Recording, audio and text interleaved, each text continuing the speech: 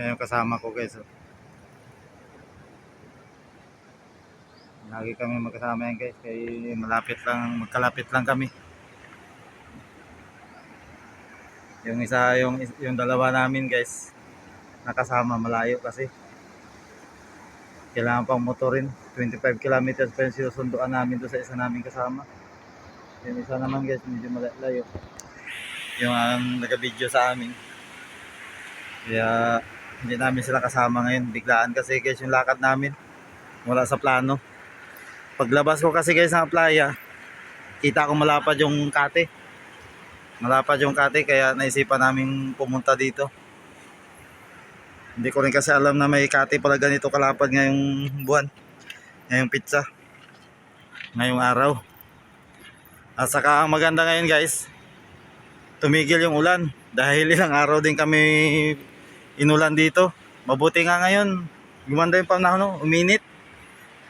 Pero medyo maulap pa rin. Medyo may ulap pa rin. Dito kami guys naglalambat dati. Yung area na ito. Pero sa ngayon maalon. Pupulupot yung lambat dyan. Pag ganito ang panahon. Ito na guys, nasa sentro na tayo ng kabilang isla. Masyadong mainit. Ito yung mukha ng isla dito sa likod, ay sa harap.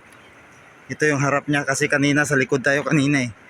Umakyat kami kanina nasa likod, yung nakaharap sa tabi. Ito naman guys, nakaharap sa laot.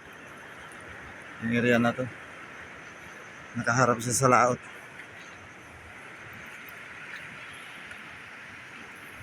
Kaya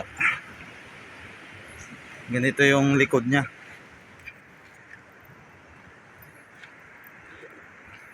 Pasensya na kayo guys, pinutol-putol ko yung video guys kasi kung bubuuhin ko guys masyadong mahaba. Kaya putol-putulin lang natin.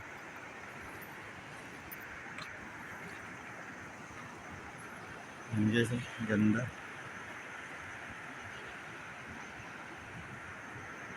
Matapos natin ito guys libutin, papasokin naman natin guys yung isang kuweba.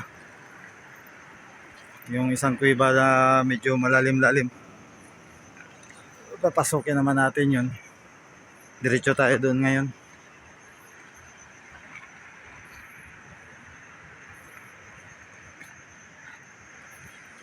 Guys, ganda ng lupa dyan guys.